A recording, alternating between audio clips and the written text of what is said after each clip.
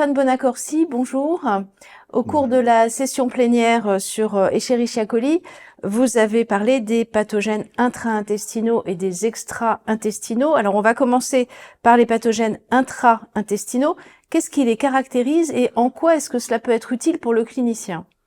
Alors, les pathogènes intestinaux ont la particularité, effectivement, d'être des Escherichia coli qui ont acquis un petit nombre de gènes bien particuliers qui leur donnent une pathogénicité donc intestinale et qui ont l'intérêt ensuite de pouvoir effectivement les distinguer et les diagnostiquer lorsque le patient va effectivement souffrir par exemple d'une diarrhée.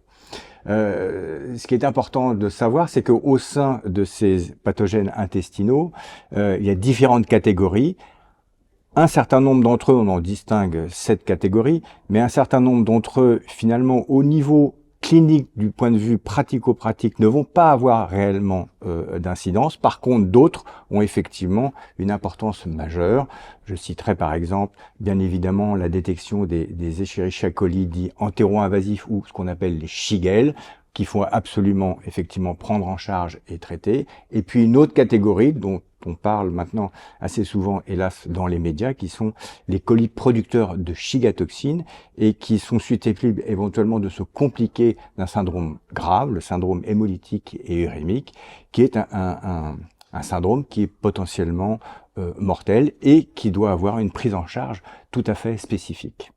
Alors, même question pour les extra-intestinaux. Quelles sont leurs caractéristiques et les impacts pour le clinicien? Alors, les pathogènes extra-intestinaux, c'est beaucoup plus complexe parce que finalement, contrairement aux INPEC, aux pathogènes intestinaux, il y a une très grande multiplicité de gènes que ces souches ont acquis et il y a de multiples combinaisons. Ce qui fait qu'au départ, on les a appelés effectivement, respectivement, soit des colis uropathogènes quand ils donnent des infections urinaires ou des colis éventuellement responsables de méningite chez le nouveau-né, ou éventuellement plus récemment on a parlé des Escherichia coli qui donnent des pneumopathies. Et en fait, on n'arrive pas à, en quelque sorte, mettre en évidence des combinaisons qui soient parfaitement spécifiques de telle ou telle pathogénicité. Donc, pour le clinicien, dans ce contexte-là, l'apport moléculaire va être effectivement moindre. Et alors, pour terminer, vous avez parlé des hétéropathotypes. Pouvez-vous nous éclairer sur ce que sont ces hétéropathotypes? Effectivement, les hétéropathotypes, c'est une notion un petit peu récente où, en fait, on s'est aperçu que, alors qu'au départ, on pensait, et il était constaté que les pathogènes intestinaux ne donnaient jamais d'infection extra-intestinale, ou les pathogènes extra-intestinaux ne donnaient pas d'infection digestive, on a découvert qu'effectivement, il y avait certains clones très particuliers et qui montrent la versatilité vraiment de cette espèce.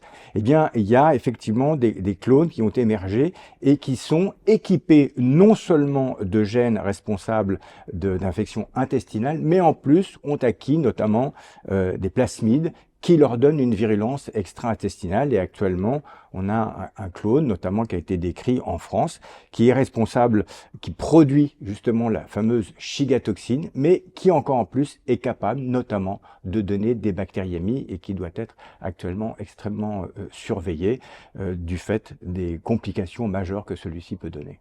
Merci beaucoup. Je vous en prie.